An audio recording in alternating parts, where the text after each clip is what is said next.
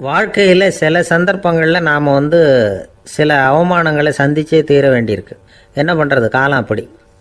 அவமானப்படுறவங்க உடனே அடங்கி போய்டுறது தான் உலக வழக்கம். அவமானப்பட்டால் உடனே சீறி எழறவங்களும் உண்டு. ஆனால் அதையே ஒரு சவாலாக எடுத்துக்கிட்டு முன்னுக்கு வர்றவங்களும் சில பேர் இருக்கிறாங்க. அவங்க ரொம்ப அபூர்வம். இன்றைக்கி மனோதத்துவ நிபுணர்கள்லாம் என்ன சொல்கிறாங்க தெரியுமா? அவமானப்பட்டுட்டா உடனே அடங்கி போயிடக்கூடாதான்.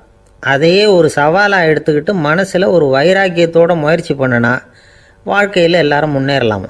அவமானங்கிறத நாம் வைராக்கியமாக மாற்றிக்கணும்.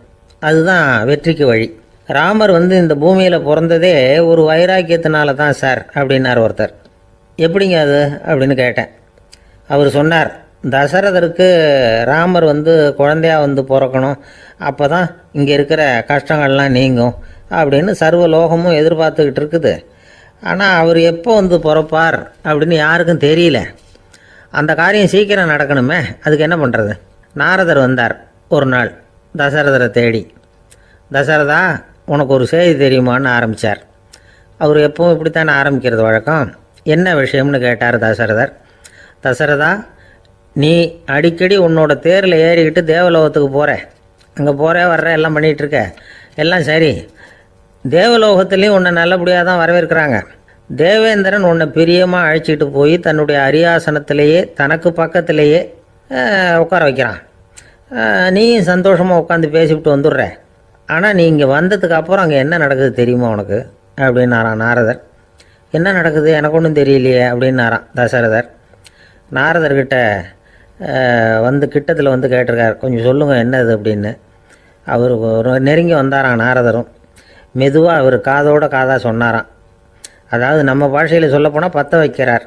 நீ அங்கே தேவேந்திரங்கிட்ட உட்காந்து பேசிவிட்டு வந்த பிறகு நீ அங்கே உட்காந்துருந்த அரியாசனத்தை தண்ணி ஊற்றி கழுவி சுத்தப்படுத்துகிறாங்க. நீ என்ன அந்த அளவுக்கு சுத்தம் இல்லாத ஆளா, தினம் குளிக்காமையாக இருக்கிற அப்படின்னாராம். தசரதருக்கு இது ரொம்ப அவமானமாக போயிட்டுது. அப்படியே செய்கிறாங்க அப்படின்னாராம். ஆமாம், நீ வேணும்னா நான் சொல்கிறது உண்மையாக இல்லையா அப்படின்னு சோதனை பண்ணி பார்த்துக்கோ அப்படின்னாரான் நாரதர். உடனே தசரதர் இதுக்காகவே புறப்பட்டு தேவலோகம் போனார். அங்கே வழக்கம் போலவே இவரை கூப்பிட்டு உட்கார வச்சு பேசிக்கிட்டு இருந்தான் தேவேந்திரன். கொஞ்ச நேரம் பேசிக்கிட்டு இருந்துட்டு சரி நான் கிளம்புறேன்னு புறப்பட்டார். சரி, அவனும் வாசல் வரைக்கும் வழி அனுப்பி வச்சுட்டு உள்ளே போயிட்டான். தசரதர் வெளியில் கொஞ்ச நேரம் மறைஞ்சி இருந்துட்டு மெதுவாக உள்ளே எட்டி பார்த்தார் என்ன நடக்குதுன்னு. நாரதர் சொன்னது உண்மைதான். தசரதர் உட்காந்துருந்த ஆசனத்தை அங்கே 2 தேவர்கள் கழுவி சுத்தப்படுத்திக்கிட்டு இருக்கிறாங்க. தசரதரால் இதை தாங்கிக்க முடியல. அவருக்கு ரொம்ப அவமானமாக போச்சு. நேராக கிடுகிடுன்னு தேவேந்திரங்கிட்டே போனார். நான் உட்காந்துருந்த இருக்கையே சுத்தம் பண்ணுறியே, நான் என்ன அந்த அளவுக்கு பாவியா அப்படின்னு கேட்டார். ரொம்ப கோபமாக கேட்டார். தசரதரே, மனுஷனுக்கு 3 கடன்கள் உண்டு. தேவ கடன், ரிஷி கடன், பித்ரு கடன். இதை தீர்க்காதவன் பாவியாகிறான். இதில் மகனை பெறுவதால் தான் பித்ரு கடன் தீரும். உனக்கு மகன் கிடையாது, அதனால் நீ பாவி ஆகிற. பாவி உட்காந்துருந்த இடம்ங்கிறதுனால அதை சுத்தம் செய்ய வேண்டியது எங்கள் கடமை அப்படின்னு நானான் தேவேந்திரன். இந்த இடத்துல தசரதருக்கு ஏற்பட்ட அவமானம் ஒரு வைராக்கியமாக மாறிச்சு. தேவேந்திரனே கேட்டுக்கோ, ஒரு மகனை பெற்ற பிறகு தான் இந்த சபையில் மறுபடியும் அடி எடுத்து வைப்பேன் அப்படின்னு சொல்லிவிட்டு போயிட்டாரான். போய் புத்திர காமேஷ் யாகம் பண்ணார். புத்திரர்கள் பிறந்தார்கள். இந்த கதையில் உள்ள கருத்து என்னென்னா, தேவேந்திரன் தசரதரை அப்படி அவமானப்படுத்தலைன்னா அவருக்கு இப்படி ஒரு வைராக்கியம் பிறந்திருக்குமா? யோசித்து பார்க்கணும். நமக்கு ஏற்படுகிற சில அவமானங்களையும் வைராக்கியமாக மாற்றிக்குவோம். அப்படி மாற்றிக்கிட்டோம்னா வாழ்க்கையில் முன்னேறலாம். நம்ம ஆளுங்க சில பேர் அவமானத்தை வைராக்கியமாக மாற்றிக்கிறது எப்படி தெரியுமா? நம்மக்கிட்ட ஒரு பையன் சொன்னான், எங்கள் அப்பா என்னை எல்லாருக்கும் முன்னாடி வச்சு திட்டிவிட்டார், பொறுப்பு இல்லாமல் ஊர் சுற்றுறேன்னு சொல்லி அவமானப்படுத்தி விட்டார். இனிமேல் நீ என் முகத்திலேயே முழிக்காதரா போடான்னு வேற சொல்லிவிட்டார். எனக்கு ரோஷம் வந்துட்டுது. அந்த அவமானத்தை வைராக்கியமாக மாற்றிக்கிட்டேன்.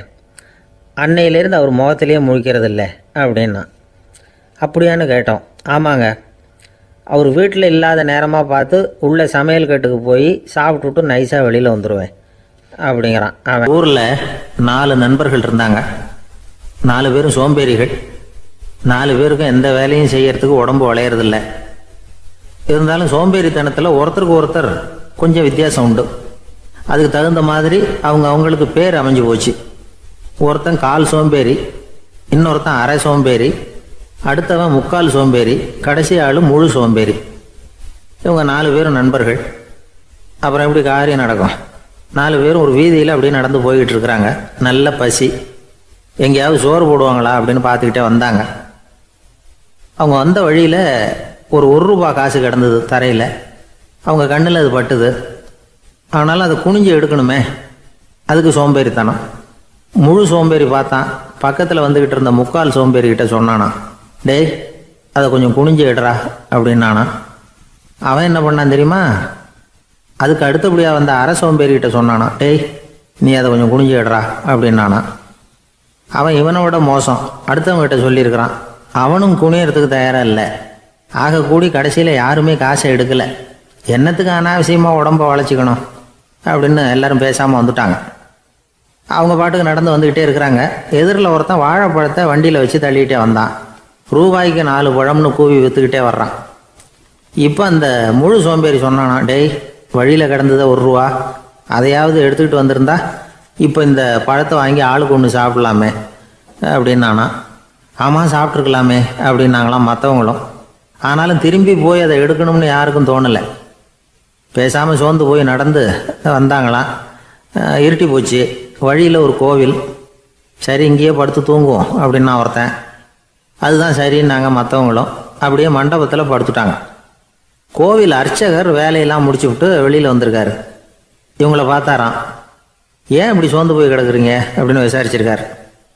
2 நாளாச்சுங்க நாங்கள் சாப்பிட்டு அப்படின்னாங்களாம். அவர் உடனே ஐயோ பாவம் அப்படின்னு சொல்லி பானை, விறகு, அரிசி, தண்ணி எல்லாம் கொடுத்து நீங்களே சமையல் பண்ணி சாப்பிட்டுக்குங்க அப்படின்னு சொல்லிவிட்டு போயிட்டார். இந்த 4 பேருக்கும் சமையல் பண்ணி சாப்பிட்ணும்னு ஆசையாக தான் இருந்தது. ஆனால் அடுப்பு பற்ற வைக்கணுமே, அதுக்கு தீப்பெட்டி வேணுமே. தீப்பெட்டி இல்லை. இப்போ முழு சோம்பேறி ஆரம்பித்தான். அடுத்தவனை பார்த்து, டேய் கடைக்கு போய் ஒரு தீப்பெட்டி வாங்கிட்டு வாயேன் அப்படின்னு நானா. அவன் வழக்கம் போல் அடுத்தவங்ககிட்ட சொல்லியிருக்கான். அவன் அதுக்கு அடுத்தவங்ககிட்ட சொல்லியிருக்கிறான். கடைசியாக கால் சோம்பேறிக்கிட்ட வந்து சேர்ந்தது. அவனும் அது நம்மால் முடியாது அப்படின்னு பேசாமல் இருந்துட்டான். இப்போ தீப்பெட்டி வேணுமே, அதுக்கு என்ன பண்ணுறது? அவங்களுக்குள்ளே பேசி ஒரு முடிவுக்கு வந்தாங்களாம். அதாவது யார் முதல்ல வாயை திறந்து பேசுகிறாங்களோ அவங்க தான் தீப்பெட்டி வாங்கிறதுக்கு போகணும் அப்படின்னு. அவ்வளவுதான். உடனே 4 பேரும் வாயை கெட்டியாக மூடிக்கிட்டு படுத்துக்கிட்டாங்க. அவங்க சமையல் பண்ணி சாப்பிட்டாங்களா என்ன அப்படிங்கிறது அர்ச்சகருக்கு தெரியல. சரி பார்த்துட்டு வரலாமேன்னு வந்தார். வந்து பார்க்குறாரு, இவங்க 4 பேரும் அசையாமல் படுத்து கிடக்குறாங்க. அர்ச்சகர் பயந்துட்டார். ஒருவேளை பசி தாங்காமல் செத்து போட்டாங்களோ அப்படிங்கிற பயம், அல்லது நாம் கொடுத்த உணவுப் பொருளில் ஏதாவது விஷம் கலந்துருக்குமோ அப்படின்னும் பயந்தார். அப்படின்னா நம்ம மேலே பழி வந்துருமே அப்படின்னு நினச்சி நடுங்க ஆரம்பிச்சிட்டார். அப்புறம் அவரும் ஒரு முடிவுக்கு வந்தாராம். கோவிலுக்கு பக்கத்துலேயே ஒரு பெரிய குழி இருந்தது. அதில் ஒவ்வொருத்தரையாக இழுத்துக்கிட்டு போய் போட்டார். கொஞ்சம் மண்ணை தள்ளினார். காலால் மிதித்தார். அவர் மிதித்த மிதி ஒருத்தன் அடி வயத்தில் போட்டுவிட்டுது. அவன் உடனே வலி தாங்காமல் ஐயோ அம்மான்னு அலறினான். உடனே நடந்தது என்ன தெரியுமா? மற்ற 3 பேரும் துள்ளி எழுந்திரிச்சாங்களாம். அவனை பார்த்து நீ தாண்டா தீப்பெட்டி வாங்க போகணும், நீ தாண்டா வாங்க போகணும், நீ தான் சத்தம் போட்ட அப்படின்னு சொல்லி ஆரம்பிச்சிட்டாங்களாம். அர்ச்சகர் பார்த்தார். இது பேய் மாதிரி தெரியுதுன்னு நினச்சிக்கிட்டு ஒரே ஓட்டமாக ஓடி போட்டாரான். கிராமப்புறங்களில் இப்படி ஒரு கதையை சொல்கிறது உண்டு. சோம்பல்ங்கிறது நம்ம முன்னேற்றத்துக்கு பெரிய தடை அப்படிங்கிறத நாம் புரிஞ்சுக்கணும். அதுதான் இந்த கதை சொல்கிற நீதி. ஒரு பள்ளிக்கூடத்தில் ஒரு புதுமையான போட்டி நடந்துதான். அதாவது சோம்பேறித்தனத்துக்கு பரிசு. அதில் 2வது பரிசு யாருக்குன்னு அறிவித்தாங்க. ஒரு பையன் எழுந்திரிச்சு மெதுவாக நடந்து போய் பரிசை வாங்கிட்டான். அடுத்தது முதல் பரிசு யாருக்கு அப்படின்னு அறிவிச்சாங்களாம். அவன் கடைசி வரிசையிலேருந்து கத்தனானா, ஐயா அதையும் அந்த பையன் மூலமாகவே கொடுத்து அனுப்பி வச்சுருங்க, இங்கே வந்தது நான் வாங்கிக்கிறேன் அப்படின்னானா. என்னுடைய நண்பர் ஒருத்தர், அவருக்கு ஜாதகத்தில் நம்பிக்கை உண்டு. அவரே ஜோசியம்லாம் பார்ப்பார். என்ன சார் இந்த காலத்தில் இதையெல்லாம் நம்பிக்கிட்டு இருக்கீங்களே அப்படின்னு கேட்டால், உங்களுக்கு ஒன்றும் தெரியாது சார், இந்த உலகத்தில் ஒவ்வொருத்தரும் அவங்கவங்க செய்கிற நல்லது கெட்டதுக்கு தகுந்த பலனை அனுபவிச்சே தீரணும் பார். அது மட்டும் இல்லை, ஒருத்தர் செத்துட்டா கூட அவன் செஞ்ச பாவ புண்ணியங்கள் கூடவே போய்கிட்டு இருக்கோம் பார். அது எப்படி கூட போவோம் அப்படின்னு குதர்க்கமாக கேட்டால், அதுக்கு அவர் ஒரு கதை சொன்னார். அது ரொம்ப சுவாரஸ்யமாக இருந்தது. அது என்ன கதைன்னா, ஒரு ஊரில் ஒருத்தர் இருந்தாராம். அவர் ஜோசியம் பார்க்குறதுல ரொம்ப கெட்டிக்காரரான். ஒருத்தருடைய தலைமுடியை மட்டும் அவர்கிட்ட காட்டினா போதும், அதை மட்டும் பார்த்துட்டு அவருடைய ஜாதகத்தையே அலசி போடுவாராம். அப்பேற்பட்ட திறமை. அந்த ஆள் ஒரு சமயம் கன்னியாகுமரி கடற்கரைக்கு போயிருந்திருக்கார். அங்கே கரை ஓரமாக ஒரு மண்டை ஓடு கிடந்திருக்கு. அதை எடுத்து பார்த்துருக்கார். அந்த மண்டை ஓட்டை வச்சுக்கிட்டே அதோட ஜாதகத்தை அலசியிருக்கார். இந்த மண்டை ஓட்டுக்கு உரிய ஆசாமி வாழ்க்கையில் ரொம்ப கஷ்டப்பட்டிருக்கணும், நிறைய கஷ்டத்தை அனுபவிச்சிருக்கணும். அது தாங்க முடியாமல் தான் கடலில் விழுந்து தற்கொலை பண்ணிகிட்டு இருக்கான் அப்படிங்கிறத அவர் கணிச்சுட்டார். இருந்தாலும் இந்த மண்டை ஓடு இன்னமும் அனுபவிக்க வேண்டியது பாக்கி இருக்கு அப்படிங்கிறத அவர் உணர்ந்தாராம். அது சரி, ஒருத்தன் உயிரோடு இருக்கிற வரைக்கும் நல்லது கெட்டதை அனுபவிக்க முடியும், செத்ததுக்கு அப்புறமும் பாக்கி இருக்குன்னா அதை எப்படி அனுபவிக்கிறது? இந்த மண்டை ஓட்டுக்கு இன்னும் கொஞ்சம் பாக்கி இருக்குங்கிறது அவருக்கு புரிஞ்சதே தவிர அதோட அர்த்தம் என்னங்கிறது சரியாக விளங்கலை. சரி, இதை இன்னும் கொஞ்சம் விவரமாக ஆராய்ச்சி பண்ணுவோம் அப்படின்னு நினச்சிக்கிட்டு அதை தன்னுடைய வீட்டுக்கு எடுத்துகிட்டு போயிட்டார். அந்த மண்டை ஓட்டை ஒரு பெட்டியில் வச்சு பூட்டினார். தன்னுடைய தனி அறையில் அதை பத்திரமா வச்சுக்கிட்டார். தினமும் ராத்திரி ஆனதும் தன்னுடைய மனைவியை பார்த்து, நீ போய் பூஜை அறையில் தனியாக படுத்துக்க அப்படின்னு சொல்லிவிட்டு தினம் ராத்திரி 12 மணிக்கு பெட்டியை திறந்து அவர் பார்ப்பார். மண்டை ஓடு அப்படியே இருந்தது தவிர இன்னும் கொஞ்சம் பாக்கி இருக்குங்கிறதுக்கு அர்த்தம் அவருக்கு விளங்கலை.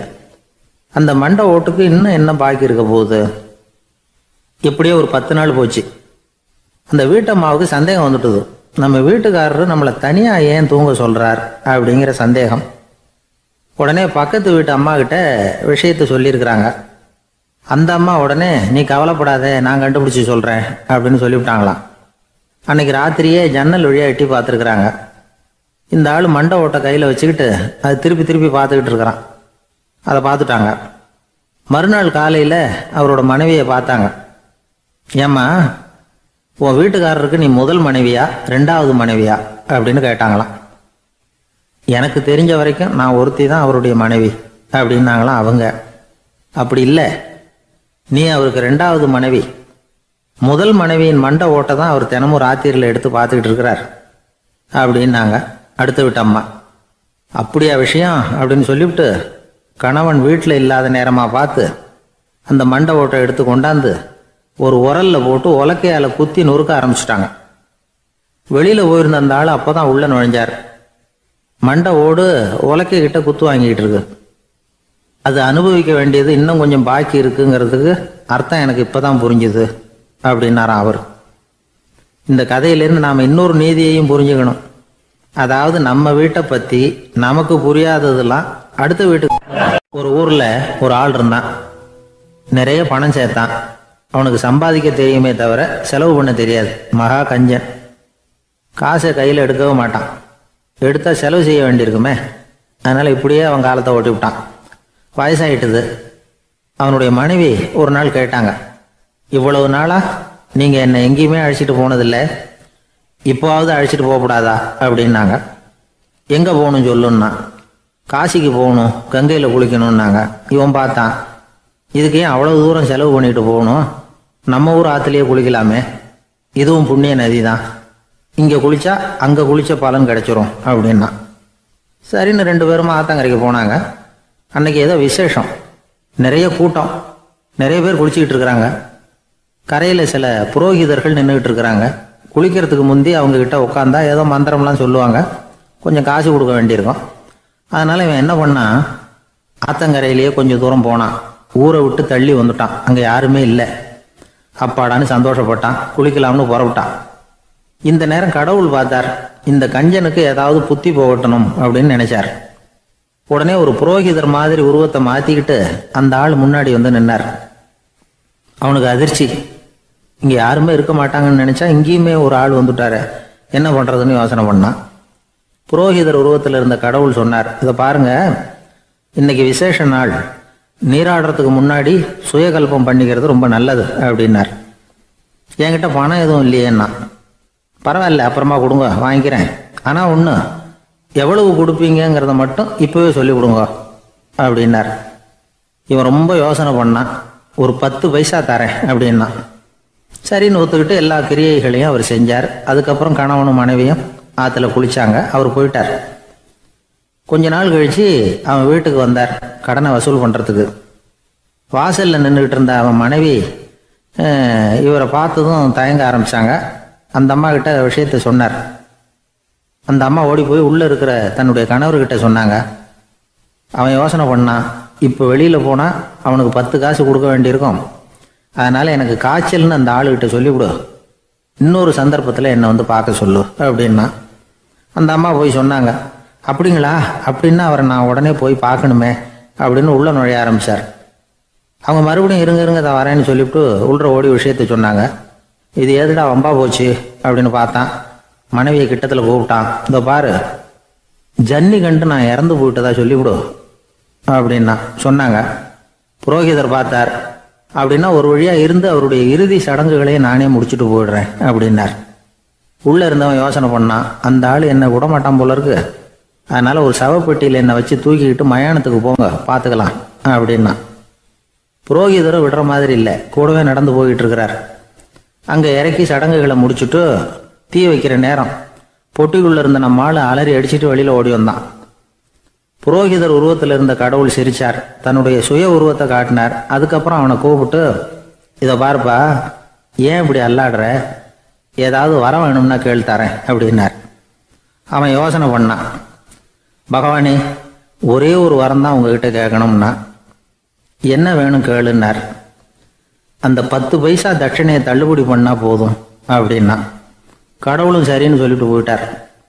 இப்படி ஒரு கதையை சுவாமி சிவானந்தர் சொல்லியிருக்கிறார். செல்வந்தர்கள் பல பேர் இப்படித்தான் இருக்கிறாங்க. தாங்களும் அனுபவிக்க மாட்டாங்க, அடுத்தவங்களுக்கும் கொடுக்க மாட்டாங்க. இது மாதிரியான கஞ்சர்களுக்கு இந்த உலகம் இல்லை, அந்த உலகம் இல்லைங்கிறார் அவர். இந்த கதையில கடவுள் கடன் வசூலுக்கு வந்தது மாதிரி நம்ம ஊர் ஆள் ஒருத்தன் இன்னொருத்தர்கிட்ட 10 பைசா கடன் கொடுத்துட்டான். திருப்பி வாங்கறதுக்கு நடையா நடக்கிறான். கடைசியா கேட்டான், நீ எப்பதான் கடனை திருப்பி தரப்போற, அதை முடிவா சொல்லுன்னா. வர்ற வியாழக்கிழமை கண்டிப்பா கொடுத்துருவேன் அப்படின்னானா அவன். அன்னைக்கு நான் ஊர்ல இருக்க மாட்டேனே அப்படின்னானா இவன். அதனால என்ன, நானும் தான் அன்னைக்கு ஊர்ல இருக்க மாட்டேன் அப்படின்னானா. வெளிநாட்டுக்கு போகணும்னு ஆசை, ஆனா அவனுக்கு எந்த மொழியும் தெரியாது. இருந்தாலும் சமாளிச்சுக்கலாம்னு முடிவு பண்ணிட்டு கிளம்பிட்டான். ஏதோ ஒரு தேசத்துக்கு போய் சேர்ந்தான். அங்கே அவனுக்கு யாரையும் தெரியாது. அவங்க என்ன மொழியில் பேசிக்கிறாங்க அப்படிங்கிறது கூட புரியல. என்ன பண்ணுறதுன்னு யோசனை பண்ணிட்டு ஒரு இடத்துல நின்றுக்கிட்டு இருக்கிறான். எதிர ஒரு பெரிய கட்டிடம், நிறைய பேர் உள்ளே போயிட்டு இருக்கிறாங்க. இவனும் அவங்க பின்னாடியே உள்ளே போனான். ஒரு பெரிய அறை, அலங்காரம்லாம் பண்ணி வச்சிருக்கிறாங்க.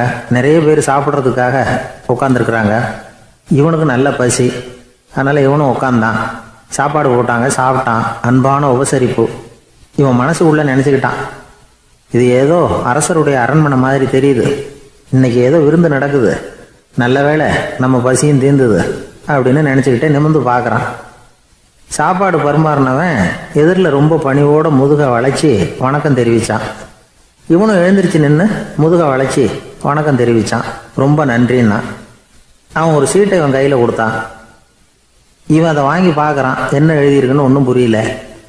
சரி, இந்த நாட்டில் தங்களுடைய நன்றியை சீட்டில் எழுதி தான் கொடுப்பாங்க போல இருக்கு அப்படின்னு நினச்சிக்கிட்டு மறுபடியும் நன்றின்னா. ஆனால் அவன் காசை கொடுங்கன்னா. ஏன்னா அது ஒரு ஹோட்டல், இவன் சாப்பிட்டதுக்கான பில் அது. இவன் அதை புரிஞ்சிக்கவே இல்லை. நன்றின்னு அந்த சீட்டில் எழுதி கொடுக்குறாங்க போல இருக்கு அப்படின்னு நினச்சிக்கிட்டு அதை வாங்கி சட்டை பையில் பத்திரமா வச்சுக்கிட்டு, பரவாயில்லைங்க ரொம்ப மகிழ்ச்சின்னா. ஒரு வெளிநாட்டுக்காரனுக்கு இவ்வளவு தூரம் மரியாதை பண்ணுறீங்களே, எங்கள் ஊருக்கு போனதும் உங்களை பற்றி நிறைய சொல்லுவேன் அப்படின்னா. இவன் என்ன சொல்கிறான்னு அவனுக்கு புரியல. இவனை பிடிச்சி அழைச்சிட்டு போய் முதலாளி முன்னாடி நிறுத்தினான். நாம் சொன்னதில் இவனுக்கு ரொம்ப பெருமையாக இருக்கணும் போல இருக்கு, அதுதான் பெரிய இடத்துக்கு அழைச்சிட்டு வந்திருக்கிறான் அப்படின்னு இவன் நினச்சிக்கிறான். அவரும் பில்லுக்கான பணத்தை கொடுங்கிறாரு. பரவாயில்லைங்க ரொம்ப மகிழ்ச்சி நன்றிங்கிறான் இவன். அவரு பார்த்தார், இவனை நீதிமன்றத்துக்கு அனுப்பி வச்சுட்டார்.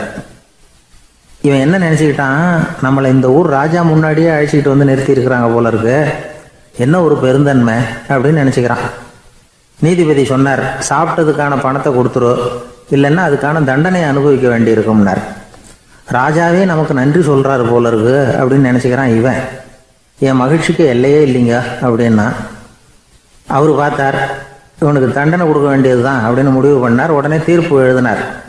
இவனை கழுதையில் பின்புறமாக உட்கார வைங்க, இவன் ஒரு மோசடிக்காரன் அப்படின்னு ஒரு போர்டு எழுதி அவன் கழுத்தில் மாட்டுங்க, அப்புறம் அந்த கழுதையை ஊர் பூரா விரட்டுங்க அப்படின்னார். இவனுக்கு தான் மொழி புரியலையே, ஏதோ நடக்குது அப்படிங்கிறது மட்டும் புரியுது. எல்லாரும் சேர்ந்து இவனை ஒரு கழுதை மேலே உட்கார வச்சாங்க. ஓஹோ, நம்மளை பாராட்டி ஒரு ஊர்வலம் நடத்துகிறாங்க போல இருக்கு அப்படின்னு நினச்சிக்கிறான் இவன். எல்லாரும் சத்தம் போட்டுக்கிட்டு கையை தட்டிக்கிட்டு கழுத பின்னாடி ஓடி வர்றாங்க.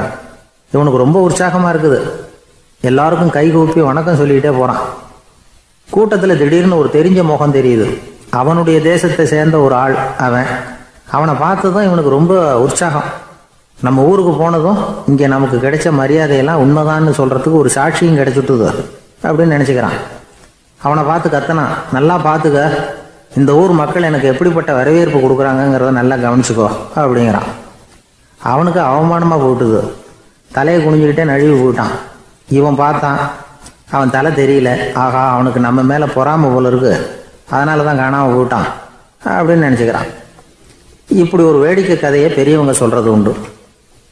கதை வேடிக்கையாக இருந்தாலும் இதில் உள்ள கருத்து என்ன தெரியுமா? அந்த கழுத மேலே உட்காந்துருக்கிறானே, அது மாதிரி தான் நாமளும் அகங்காரங்கிற கழுத மேலே உட்காந்துக்கிட்டு இருக்கோமா. நாமளும் கிட்டத்தட்ட அதே மாதிரி பிரம்மையில் தான் இருக்கிறோமா. என்ன நடக்குதுங்கிறதே புரியறதில்லை. அகங்காரத்தில் பேசுகிறவனுக்கும் சித்த சுவாதீனம் இல்லாமல் பேசுகிறவனுக்கும் அதிக வித்தியாசம் இருக்கிறதில்ல.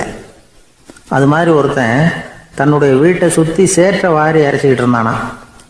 அந்த வழியாக வந்த ஒரு பெரியவர் அதை பார்த்துருக்கார். என்னப்பா பண்ணிகிட்டு இருக்கிற அப்படின்னு கேட்டாரான். கழுதைகளை விரட்டிக்கிட்டு இருக்கிறேன் அப்படின்னானா. இங்கே கழுதைகளே காணுமே அப்படின்னாரான் அவர். அதுதான் ஏற்கனவே விரட்டி விட்டனே அப்படின்னானா இவன். இமயமலை அடிவாரத்தில் ஒரு மடம். அங்கே ஒரு சன்னியாசி இருந்தார். அவர்கிட்ட ஒருத்தர் வந்தார். சுவாமி, ஆசையை உதற நினைக்கிறேன், முடியல, ஒட்டிக்கிட்டே வருது அப்படின்னாரான். இப்படி உட்கார, ஒரு கதை சொல்கிறேன் அப்படின்னு சொல்லி அவர் சொல்ல ஆரம்பித்தாரான். அவர் சொன்ன கதை என்னென்னா, ஒரு ஊரில் ஒரு ஆள் இருந்தான். அவன் பேர் குப்புசாமி. அவங்ககிட்ட எப்பவும் ஒரு பழைய தொப்பி இருக்கும், விடவே மாட்டான். அதனால் அவனை எல்லோரும் தொப்பி சாமி அப்படின்னு தான் கூப்பிடுறது வழக்கம். ஒரு புது தொப்பி வாங்கிக்கப்படாதாப்பா அப்படின்னு நண்பர்கள்லாம் சொல்லி பார்த்தாங்க. பணத்துக்கு எங்கே போவேன் அப்படின்னு விட்டானா. பணம் வச்சுருக்கான், செலவு பண்ண மனசு வரல, மகா கஞ்சன். பழைய பாட்டில்கள்லாம் வாங்கி விற்றுக்கிட்டு இருந்தான். அப்படி ஒரு தடவை பழைய கண்ணாடி சாமான்களை ஏலத்தில் எடுத்தப்போ அதில் ஒரு அருமையான சென்ட்டு பாட்டில் கிடச்சிது. உடனே ஒரு ஐடியா பண்ணான். அந்த சென்ட்டை சின்ன சின்ன பாட்டில்களில் அடைச்சி ஜன்னல் ஓரமாக அடுக்கி வச்சுட்டான். அதை விற்றா நிறைய பணம் கிடைக்குமே, அதனால்.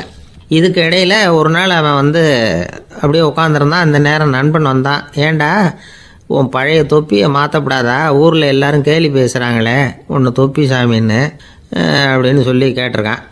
இந்த சென்ட்டு பாட்டில் விற்றதும் பணம் வரும், அதுக்கப்புறம் பார்க்கலாம் அப்படின்னு நானா இவன். சரி வா, நீச்சல் குளத்துக்கு போயிட்டு வருவோம் அப்படின்னு கூப்பிட்ருக்கான் நண்பன். 2 பேரும் போனாங்க. அதே நேரம் அந்த ஊர் நீதிபதியும் அங்கே குளிக்க வந்தாராம். அவர்கிட்ட இருந்தது விலை வசந்த ஒரு புது தொப்பி. அதை அங்கே இருந்த ஸ்டாண்டில் மாட்டிவிட்டு குளிக்க போனார். இதுக்கிடையில் குப்புசாமி குளிச்சுட்டு வந்தான். அவனுடைய பழைய தொப்பியை காணலை. அந்த புது தொப்பியை பார்த்தா இது நண்பனுடைய வேலை தான் அப்படிங்கிறதாக புரிஞ்சுக்கிட்டு அதை எடுத்து மாட்டிகிட்டு வந்துட்டான். நீதிபதி குளிச்சுட்டு வந்து பார்க்குறாரு, தொப்பியை காணும். போலீஸில் புகார் கொடுத்தார். அவங்க தேடினாங்க. ஒரு மூலையில் பழைய தொப்பி கிடச்சிது. அடடா, இது நம்ம குப்புசாமியோட தொப்பி இல்லையா அப்படின்னு நானா ஒருத்தன். உடனே அவன் வீட்டுக்கு தேடிட்டு போயிருக்காங்க. அங்கே போய் பார்த்தா புது தொப்பி அங்கே இருக்குது. உடனே அவனுக்கு 1000 ரூபா அபராதம் போட்டாங்களாம். அவன் பணத்தை கட்டிவிட்டு ரொம்ப எரிச்சலோடு வீட்டுக்கு வந்தான். பழைய தொப்பி கண்ணில் பட்டது. மறுபடியும் உன்னால் தானே எனக்கு 1000 ரூபா நஷ்டம் அப்படின்னு சொல்லி அதை எடுத்துக்கிட்டு அப்படி போயிருக்கான். அந்த ஊர் குளத்தில் வீசி எரிஞ்சிட்டு வந்துட்டான். அது மீன் பிடிக்கிற ஒருத்தன் கையில் சிக்கிச்சு. அவன் வர்ற வழியில் அதை எடுத்து வேகமாக வீசி எறிஞ்சான். அது நேராக குப்புசாமி வீட்டு ஜன்னல் வழியாக உள்ளே இந்த சென்ட்டு பாட்டில்கள் மேலே விழுந்து எல்லாம் உடஞ்சி நொறுங்கி போச்சு. குப்புசாமி பார்த்தான். தோட்டத்தில் ஆழமாக ஒரு குழியை வெட்டினான். அந்த தொப்பியை போட்டான், மூடிவிட்டான். இதை அடுத்த வீட்டுக்காரன் பார்த்தான். ஏதோ புதையல் தான் வச்சுருக்கான் போல இருக்குன்னு நினச்சான். போலீஸில் போய் புகார் கொடுத்துட்டான். மறுபடியும் போலீஸ் குழியை தோண்டினாங்க. பழைய தொப்பி மறுபடியும் வெளியில் வந்தது. எல்லோரும் சிரிக்கிறாங்க. அன்னைக்கு ராத்திரியே அந்த தொப்பியை எடுத்துக்கிட்டு நேராக புறப்பட்டான். ஒரு கல்லில் அதை சேர்த்து கட்டி குடிநீர் தொட்டி இருக்கும்ல, அதில் போட்டுட்டு வந்துட்டான். இனிமேல் என்ன பண்ணும் பார்ப்போன்னு. ஒரு நாள் திடீர்னு குழாயெல்லாம் அடைப்பட்டு போச்சு. மாநகராட்சி அலுவலர்கள் என்னன்னு பார்த்தா அந்த பழைய தொப்பி குழாயை அடைச்சிக்கிட்டு இருக்குது. இது குப்புசாமியோட தொப்பிங்கிறது தான் எல்லாருக்கும் தெரியுமே. உடனே குடிநீரை பாழாக்கணத்துக்காக குப்புசாமிக்கு கோர்ட்டு 2500 ரூபா அபராதம் போட்டுவிட்டுது. அதையும் கட்டிவிட்டு வெளில வந்தான். கடைசியாக முடிவு பண்ணான். ஒரு நெருப்பு குச்சியை கிழிச்சான். தொப்பியை கொளுத்தினான். எரிஞ்சுது. எடுத்து வெளில எரிஞ்சான். கொஞ்ச நேரத்தில் தீ அணைப்பு படம் வந்துட்டுது. ஆமாம், இவன் எடுத்து எரிஞ்சது வெளியில் விழுந்து வீட்டு கூரையே பற்றிக்கிட்டு எரிய ஆரம்பிச்சுட்டுது. அவனோட பணத்தாசையும் அதோடு சேர்ந்து எரிஞ்சு போச்சான். இப்படி ஒரு கதை. இந்த கதையை சொல்லி முடித்தார் அந்த இமயமலை அடிவாரத்தில் இருந்த சன்னியாசி. இப்போ அந்த குப்புசாமி எங்கே இருக்கிறான்னு கேட்டார் எதிரில் இருந்தவர். இதோ உன் எதிரிலே இருக்கிறான், நான் தான் அந்த குப்புசாமி அப்படின்னாரான் அந்த சன்னியாசி. அந்த குப்புசாமிகிட்ட இருந்தது மாதிரி ஒரு பழைய தொப்பி நம்ம ஒவ்வொருத்தர்கிட்டையும் உண்டு. அதை எப்படி தொலைக்கிறதுன்னு தெரியாமல் தடுமாறிக்கிட்டு இருக்கிறோம். அது என்ன தொப்பிங்கிறீங்களா? அதுதான் நம்மை சூழ்ந்திருக்கிற மாயை அப்படிங்கிறார் சுவாமி சின்மயானந்தர். மெய்ஞானம் கிடைக்கிறப்போ மாயை எரிஞ்சு போகும் அப்படிங்கிறது அவருடைய கருத்து. நம்மால் ஒருத்தர் வேகமாக ஓடி வந்தார். காலில் மாட்டியிருந்த பழைய செருப்பு ரெண்டையும் ஆவேசமாக தூக்கி ஒரு கிணத்துல போட்டுட்டு வெறுங்காலோடு நடந்து வந்துக்கிட்டு இருக்கிறார். ஏன் அப்படி பண்ணீங்க அப்படின்னு கேட்டோம். அந்த செருப்புக்கு சொந்தக்காரன் பின்னாடி வந்துக்கிட்டு இருக்கிறான், அதனால் அப்படி பண்ணேன் அப்படிங்கிறார் இவர். காசியில் இருக்கிற கடவுள் காசி விஸ்வநாதர், அங்கே இருக்கிற தேவி காசி விசாலாட்சி. இவங்க ரெண்டு பேரும் ஒரு நாள் பேசிக்கிட்டு இருந்தப்போ கடவுள் சொன்னார், இந்த மனிதர்களை நாம் ரொம்பவும் நம்பிக்கையோடு தான் படைச்சிருக்கிறோம், இருந்தாலும் அவங்களுக்கு தான் நம்பிக்கை இல்லை, எதுலேயும் ஒரு உண்மையான நம்பிக்கை இல்லாமல் வாழ்ந்துக்கிட்டு இருக்கிறாங்க அப்படின்னார். என்ன அப்படி சொல்கிறீங்க? அதை பாருங்கள், எவ்வளவு பேர் காசியை தேடிட்டு கங்கையில் குளிச்சுக்கிட்டு இருக்கிறாங்க. அவங்களெலாம் நம்பிக்கை இல்லைன்னா இவ்வளவு தூரம் தேடிட்டு இங்கே குளிப்பாங்களா அப்படின்னு நாங்கள் தேவி. சரி, அதை சோதித்து பார்க்கலாம் அப்படின்னு ரெண்டு பேரும் முடிவு பண்ணிக்கிட்டாங்க. உடனே ஒரு திட்டம் போட்டாங்க. அது எப்படின்னா, நாம் ரெண்டு பேருமே பக்தர்கள் மாதிரி உருவத்தை மாற்றிக்கிட்டு கங்கை கரைக்கு போக வேண்டியது. நான் கங்கையில் இறங்கி குளிக்கிறேன்.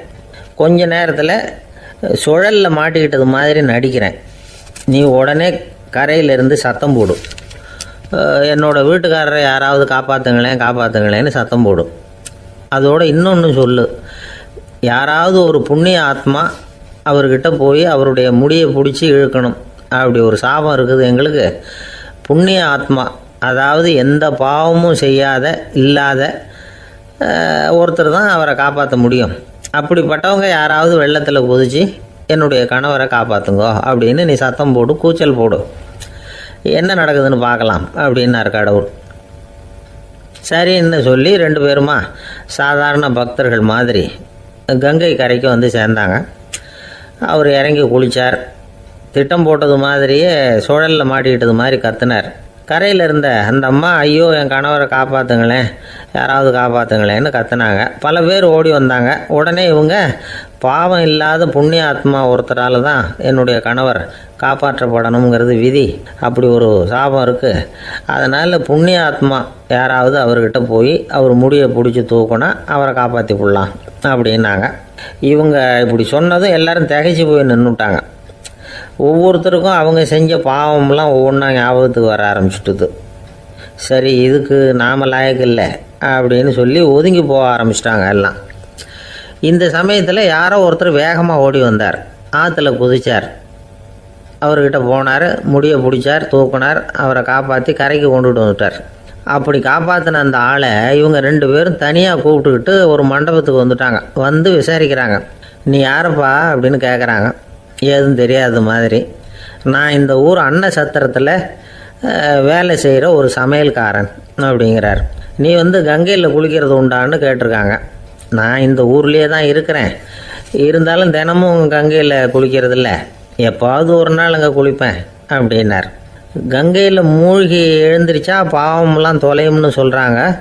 அப்படி இருக்கிறப்போ அங்கே இன்றைக்கி கங்கையில் குளிச்சுக்கிட்டு இருக்கிறவங்கெல்லாம் தங்களை புண்ணிய ஆத்மாவாக நினைக்கல. கங்கையில் குளிக்காத நீ உன்னை புண்ணிய ஆத்மாவாக நினச்சி என்னை காப்பாற்ற வந்திருக்கிற, அது எப்படி அப்படின்னு கேட்டார். அதுக்கு அந்த ஆள் சொல்கிறான், கங்கையில் குதித்ததுக்கு அப்புறம் தானே உங்களை காப்பாற்ற போகிறோம், அப்படி குதிக்கும் பொழுது என்னுடைய பாவம்லாம் போயிருக்கும்ல, நான் புண்ணிய ஆத்மாவாக ஆயிருப்பேனே, அதனால தான் துணிஞ்சு உங்களை காப்பாற்றினேன் அப்படின்னா. கடவுளும் தேவியும் அவனுக்கு காட்சி கொடுத்தாங்களாம். இப்படி ஒரு கதை உண்டு. அதாவது கங்கையில் குளிச்சுக்கிட்டு இருக்கிறவங்களுக்கே தங்களுடைய பாவம் போகுங்கிற நம்பிக்கை பரிபூர்ணமாக இல்லை. குளிக்காத ஒருத்தனுக்கு அந்த நம்பிக்கை இருந்தது. அதனால் அவனால் கடவுளை பார்க்க முடிஞ்சது. கடவுளை நாமளும் பார்க்க முடியுமா முடியாதா அப்படிங்கிற குழப்பம்லாம் நமக்கு வேண்டியதில்லை. நம்பிக்கையோடு வாழணுங்கிற உண்மையை மட்டும் இந்த கதையிலேருந்து புரிஞ்சுக்கிட்டால் போதும். ஏன்னா இந்த கதையை கேட்டுட்டு ஒரு நண்பன் குதர்க்கமாக ஒரு கேள்வி கேட்டான். ஏன் சார், கங்கையில் குளித்தா பாவம் போயிடும்னு சொல்கிறீங்களே, நான் எனக்கு வேண்டாத ஒருத்தனை அழைச்சிட்டு போய் கங்கையிலேயே தள்ளி விட்டுட்டு அதுக்கப்புறம் அங்கேயே முழுக்க போட்டுட்டு நான் செஞ்ச பாவத்தை அதுலேயே கழுவி விட்டுட்டு மறுபடியும் உங்ககிட்ட வந்துடுறேன்னு வச்சுக்கோங்க, நீங்கள் என்னை புண்ணிய ஆத்மான்னு ஏற்றுக்குவீங்களா அப்படிங்கிறான். ஆள் கொஞ்சம் ஆசைந்தான், நம்மளே அங்கே அழைச்சிட்டு போனாலும் போயிடுவான். ஒரு ஊரில் ஒரு இளைஞன் இருந்தான். ஒரு நாள் அவன் ஒரு குருவை தேடிக்கிட்டு புறப்பட்டான். ஊரை விட்டு வெளியில் போனான். போகிற வழியில் ஒரு காடு. அந்த காட்டில் ஒரு மரத்தடியில் ஒரு பெரியவர் உட்காந்துருக்கிறார். அமைதியாக மௌனமாக அவர் அமர்ந்திருக்கிறார். இந்த பெரியவரை விசாரிக்கலாம், குருவை தேடி கண்டுபிடிக்கிறதுக்கு இவர் ஏதாவது ஒரு வழி சொல்லி கொடுப்பார் அப்படின்னு நினச்சிக்கிட்டு அவரை நெருங்கினான். ஐயா, எனக்கு ஒரு குரு தேவை, எங்கே கிடைப்பார், அவரை எப்படி அடையாளம் கண்டுபிடிக்கிறது, அதை பற்றி ஏதாவது விவரம் சொன்னீங்கன்னா நான் கண்டுபிடிச்சிக்குவேன் அப்படின்ட்டுருக்கான். பெரியவர் நிமிர்ந்து பார்த்தார். தம்பி, அது ரொம்ப சுலபம். அவர் வயசானவராக இருப்பார், என்னை விட சுமார் 30 வயசு அதிகமாக இருக்கும். அவர் ஒரு மரத்தடியில் தான் உட்காந்துருப்பார் அப்படின்ட்டுருக்கான். சரிங்க பெரியவரே, அது என்ன மாதிரியான மரம், எப்படி இருக்கும் அப்படின்னு கேட்டிருக்கான். பெரியவர் அந்த விவரங்களையும் சொல்லியிருக்கிறாரு. அது மட்டும் இல்லை, சந்திக்கிற நாள், நேரம், வினாடி முதற்கொண்டு எல்லா விவரங்களையும் துல்லியமாக சொன்னாராம். இவ்வளவு விவரங்களை இவரால் எப்படி சொல்ல முடியுது அப்படின்னு இவனுக்கு ஆச்சரியம். இருந்தாலும் அந்த பெரியவர் கடைசியாக ஒரு விவரம் சொன்னார்.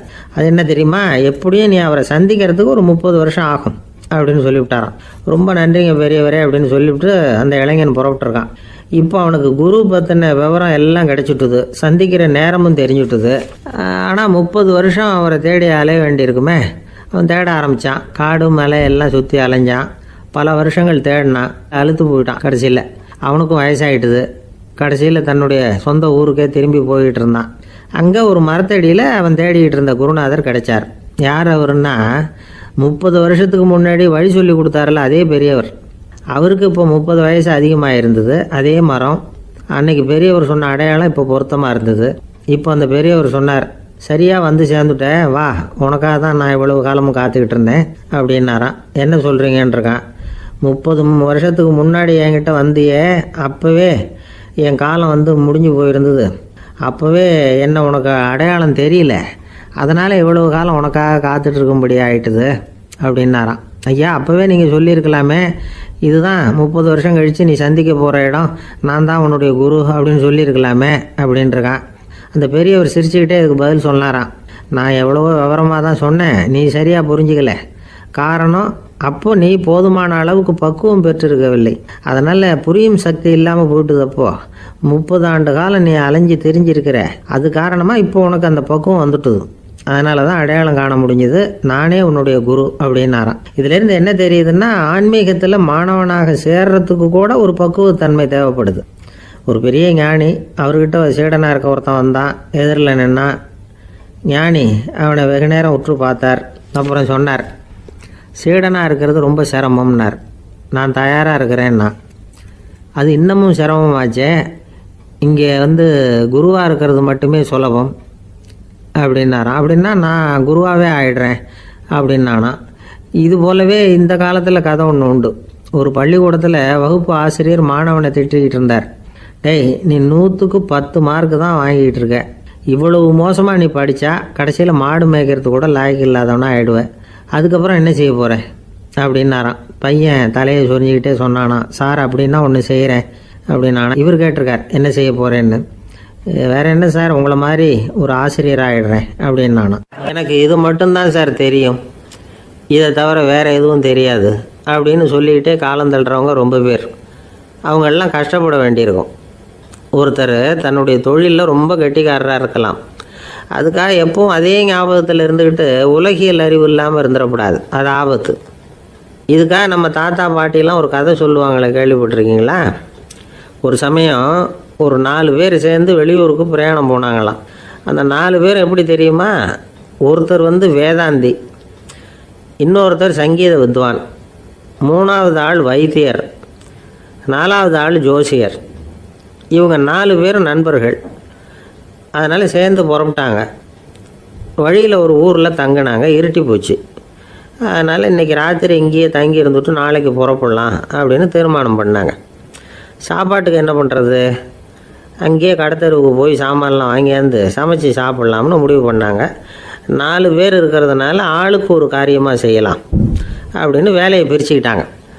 வைத்தியர் கரிகாய் வாங்க போனார், வேதாந்தி எண்ணெய் வாங்க போனார், ஜோசியர் பலசரக்கு வாங்க போனார், சங்கீத வித்வானுக்கு சமைக்கிற வேலை. எல்லாம் சரி. ஆனால் நடந்தது என்ன தெரியுமா? கடைத்தெருவுக்கு காய்கறி வாங்க போனார்ல வைத்தியர், அங்கே போய் மார்க்கெட்டில் பார்த்தார். ஒவ்வொரு கறிகாயாக எடுத்து பார்த்தார்.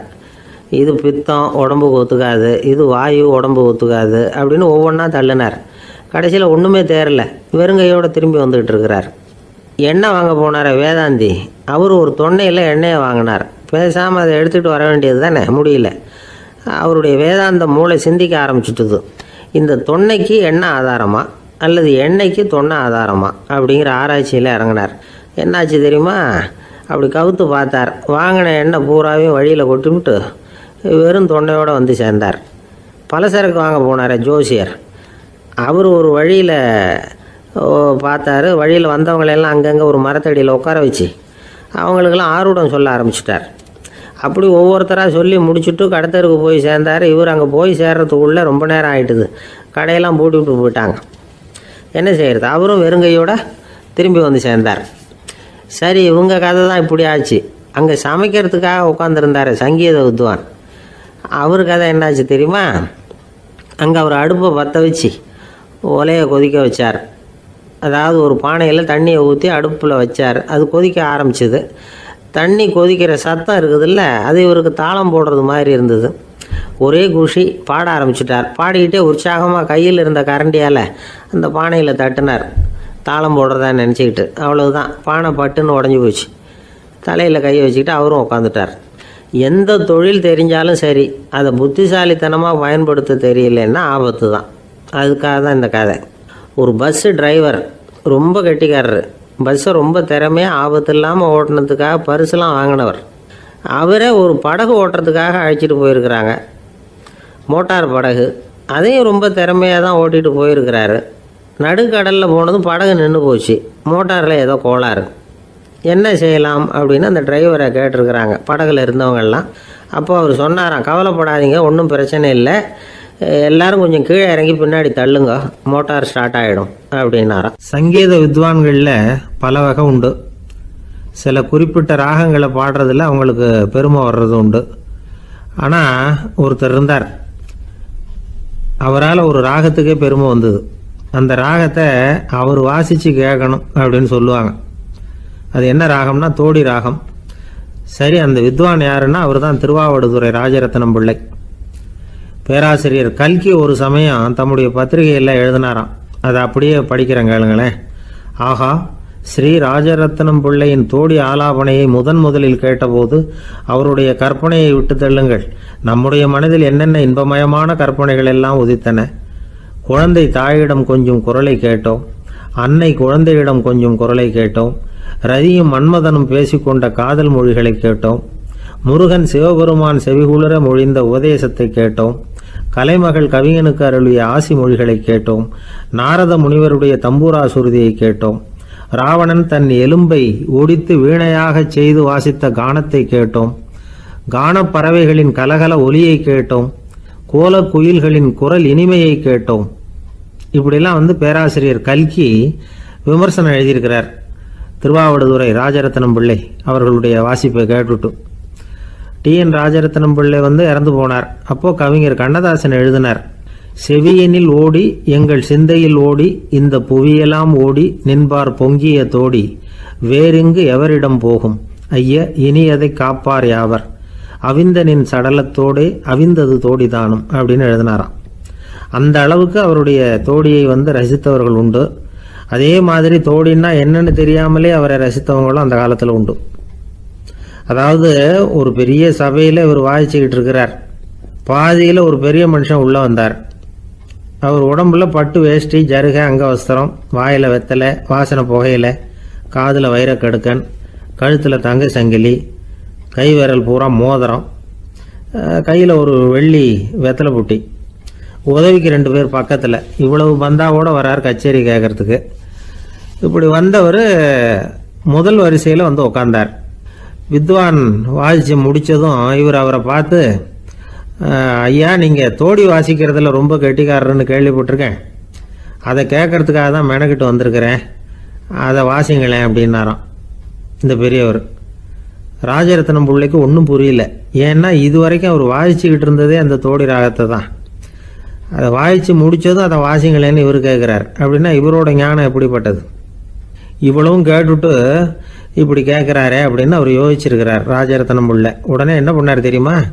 பக்கத்தில் ரொம்ப சாதுவாக சுருதி போட்டுக்கிட்டு இருந்த ஒரு முதுகில் ஓங்கி ஒரு குத்து விட்டாராம். அவருக்கு ஒன்றும் புரியல, எதுக்கு நம்மளை அடிக்கிறார் இவர், நம்மளை குத்துறாரு வித்வான்னு. அவர் அதிர்ச்சியால் இவர் நிமிர்ந்து பார்த்துருக்கார். அப்போ ராஜரத்னம் பிள்ளை சொன்னாராம், ஏய்யா ஐயா பெரிய மனுஷன், என்னுடைய பரம ரசிகர், தோடி ராகம் கேட்கணுங்கிறதுக்காக இவ்வளவு தூரம் வந்திருக்கிறார், வந்து வரிசையில் உட்காந்துருக்கார். நீ இந்த சமயம் பார்த்து தோடி ராகம் வாசிக்கிற நாதஸ்வரத்தை வீட்டில் வச்சுட்டு வந்துட்டியே, இப்போ ஐயாவுக்காக அந்த ராகத்தை நான் எப்படி வாசிக்கிறது அப்படின்னு சொல்லிவிட்டு மறுபடியும் முதுகில் ஒரு அடி கொடுத்தாராம். அடி வாங்கினவருக்கே சிரிப்பு அடக்க முடியலையா. ஒரு ஊரில் ஒரு ராஜா இருந்தார். அவர் ஒரு நாள் காலையில் அரண்மனையில் மேல் மாடத்தில் வந்து நின்றுக்கிட்டு இருந்தார். அப்போ ஒரு ஆள் வீதியில் ரொம்ப வேகமாக ஓடிக்கிட்டு இருக்கான். அதை ராஜா கவனிச்சார். அவன் மனசில் ஏதோ ஒரு தவிப்பு இருக்குங்கிறத புரிஞ்சுக்கிட்டார். உடனே அரண்மனை சேவகர்களை கூப்பிட்டார். அந்த ஆளை இங்கே அழைச்சிட்டு வாங்க அப்படின்னார். இவங்க ஓடி போய் அந்த ஆளை அழைச்சிட்டு வந்தாங்க. மன்னர் முன்னாடி நிறுத்தினாங்க. மன்னர் அவனை நிமிர்ந்து பார்த்தார். எதுக்காக இவ்வளவு வேகமாக ஓடிக்கிட்டு இருக்கிற அப்படின்னு கேட்டார். இதுக்கு அவன் சொன்னான், மன்னா, நம்ம கோட்டையின் வடக்கு வாசல் இருக்கு இல்லையா, அது ஓரமாக ஒரு பெரிய பாறாங்கல் கிடக்கு. அதுக்கு அடியில் நான் ஒரே ஒரு வெள்ளி நாணயத்தை புதைச்சி வச்சுருக்கேன். அது இப்போ எனக்கு தேவைப்படுது. என்னுடைய மனைவிக்கு ஒரு பரிசு வாங்கி கொடுக்க வேண்டியிருக்கு. அதுக்காக தான் அவசரமாக ஓடிக்கிட்டு இருக்கிறேன் அப்படின்னா.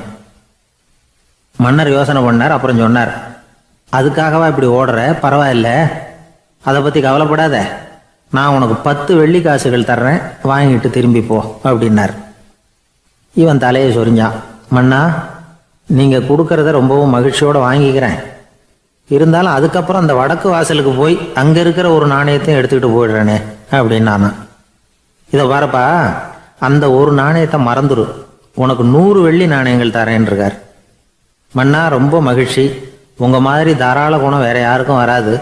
நீங்கள் கொடுக்குற 100 நாணயங்களையும் வாங்கிக்கிறேன். இருந்தாலும் வடக்கு வாசலுக்கு போய் அதையும் எடுத்துக்கிட்டா 101 ஆகிடுமே அப்படின்னானா. இதை பாருப்பா, அந்த ஒரு நாணயத்தை மறந்துடு, அது எக்கேடாவது கெட்டு போகட்டும். நான் உனக்கு 100 பொற்காசுகள் தரேன், அதையாவது வாங்கிட்டு வந்த வழியிலேயே திரும்பி போடுன்னாராம். தங்க நாணயங்களே தரேன்னு சொல்கிறீங்க, தாராளமாக வாங்கிக்கிறேன். இருந்தாலும் வடக்கு வாசலுக்கு போய் அப்படின்னு மறுபடியும் ஆரம்பித்தான். அரசர் வந்து பொறுமை இழந்துட்டார். கடைசியாக ஒரு முடிவுக்கு வந்துட்டார். இதை பாருப்பா, உனக்கு என்னுடைய ராஜ்யத்திலேயே பாதியை கொடுத்துட்றேன், அப்படியாவது திருப்தியாக திரும்பி போ அப்படின்னாராம். மன்னா, உங்களுடைய பெருந்தன்மைக்கு ஈடு இணையே கிடையாது. தேசத்திலேயே பாதி பிரித்து கொடுக்குறேன்னு சொல்கிறீங்க, அதனால் உங்ககிட்ட ஒரு சின்ன வேண்டுகோள் அப்படின்னானா. சொல்லுன்னாராம் மன்னர் ஆர்வமாக. இவன் மெதுவாக ஆரம்பித்தான். அப்படி இந்த ராஜ்யத்தை 2ஆக பிரிக்கிறப்போ அந்த வடக்கு வாசல் இருக்கிற பக்கத்தை என்கிட்டயே கொடுத்துருங்கோ அப்படின்னானா. மன்னர் அசந்து போயிட்டார். இந்த கதை எதுக்காகன்னு கேட்டால், மனம்ங்கிறது ஒரு குரங்குங்கிறத புரிஞ்சுக்கிறதுக்காகத்தான். உன்னை பிடிச்சிக்கிட்டா லேசில் விடாது. அப்படிப்பட்ட மனசை அறிவு தான் வழி நடத்தணும். அதில் தான் வாழ்க்கையின் வெற்றி அடங்கியிருக்குது. ஒரு சின்ன பையன் தெருவில் அழுதுகிட்டு இருந்தான். ஏன்பா அழுகுறேன்னு ஒரு பெரியவர் கேட்டார். 1 ரூபா காசை இங்கே தொலைச்சுட்டேன் அப்படின்னா. சரி, அதுக்காக அழாத, அதுக்கு பதிலாக 10 ரூபா தரேன், இந்தா வச்சுக்கோன்னு கொடுத்தாரு. அந்த 10 ரூபாயை வாங்கி சட்டப்பையில் போட்டுக்கிட்டு அதை விட அதிகமாக சத்தம் போட்டு அழ ஆரம்பிச்சுட்டான். மறுபடியும் ஏன்டா அழறேன்னு கேட்டார் பெரியவர். அந்த 1 ரூபாயும் கிடச்சிட்டுதுன்னா இப்போ என்கிட்ட 11 ரூபா இருக்குமே, இப்போ 10 ரூபா தானே இருக்குது அப்படின்னு சொல்லிவிட்டு அழறான்.